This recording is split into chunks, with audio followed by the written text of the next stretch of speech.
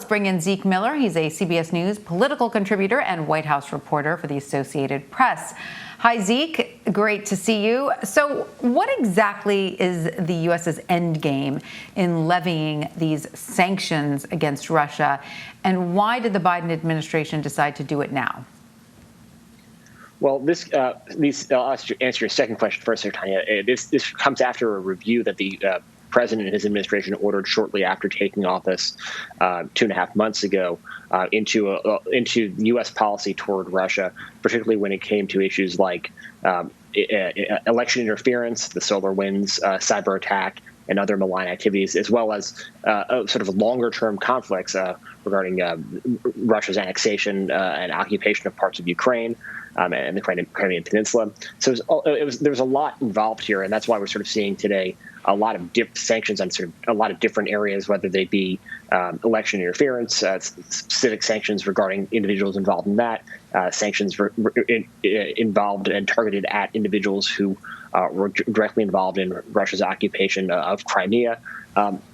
The question is this going to be enough? Is this going to change Russian behavior? Sanctions thus far have not deterred Russia ever before. We've heard repeatedly from the White House that, at a certain point, they have to act. These actions need to have a response by Russia, need to be responded to, but they're not exactly holding their breath that this is going to deter future activities along these lines by Russia.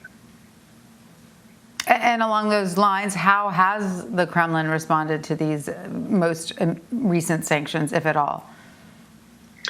They're promising reciprocal response to the United States of taking similar actions against U.S. entities. In the past, we've seen the Russian government sanction U.S. political leaders, U.S. businesses, and the like. Obviously, their sanctions would not have the same weight of U.S. sanctions given the role of the U.S. dollar in the international monetary system, but it would be a symbolic move on the part of the Kremlin to respond. And they're also denying any role in any of those activities, whether they be election interference or the SolarWinds hack, in quite colorful terms. The challenge for them is the U.S. government has been fairly transparent, particularly when it comes to the SolarWinds hack, about attributing the cyber intrusion to the Russian government, and so have U.S. allies overseas. One of the biggest actions here today was an effort on the part of the United States to work in concert with its allies around the world to really point the finger at Russia on that behavior and some other ones as well. So it's not just Russia versus the U.S. It's the U.S. bringing a whole bunch of allies on board as well and pointing the finger towards the Kremlin.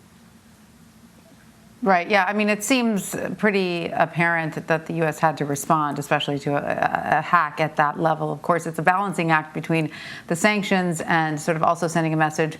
But we want to find common ground where we can work together. And National Security Advisor Jake Sullivan told reporters Thursday President Biden doesn't intend to escalate things with Russia by issuing these sanctions. But don't sanctions inherently escalate tensions?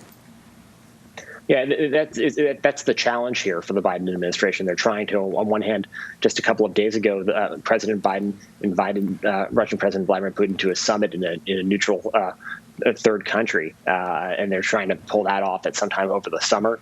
There are a range of issues where the U.S. and Russia need to work together, particularly when it comes to Iran's nuclear program.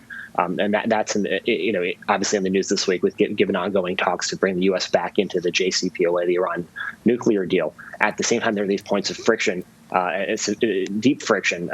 So I think the assessment from the U.S. government side of things was they've been pretty open. They had to respond. They don't want Russia to.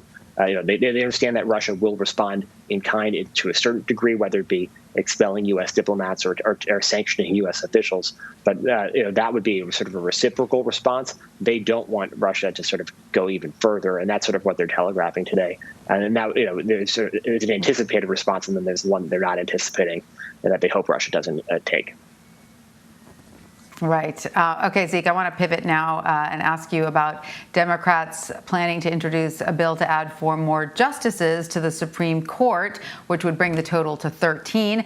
House Representative Nancy Pelosi on Thursday said she doesn't support proposed legislation. So what is driving this push now? Is the president on board, and will this bill actually go anywhere? Well, with Nancy Pelosi sort of saying she does not support that, that's a pretty firm indication that that's not going to go anywhere in the House. Any Speaker of the House has sort of controls the floor, so it's not going to go anywhere. The challenge, though, for Democrats going forward is that President Biden just a few days ago created a commission to study the makeup of the Supreme Court and present potential reforms to that.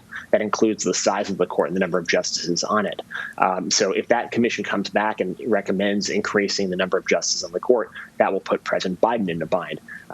The president in the past has been very skeptical of the idea, but there's a lot of, particularly on the part of progressive Democrats, who are frustrated by Republicans in the Trump era getting 3 picks to the court, who want to find a way to essentially pack the court, get more justices on there who were aligned with their ideological persuasion.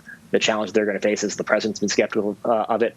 The Speaker of the House is skeptical of it, and this commission that the president picked, they will certainly discuss it, but it's probably unlikely to get to that level of recommendation as well. So this is, we're seeing a lot of wheels spinning in Washington, but not a whole lot of progress in that direction. Mm-hmm. And on the Republican side, certainly a lot of attack. They're using this as fodder for attacks on Democrats, and that can play out pretty interestingly in 2022.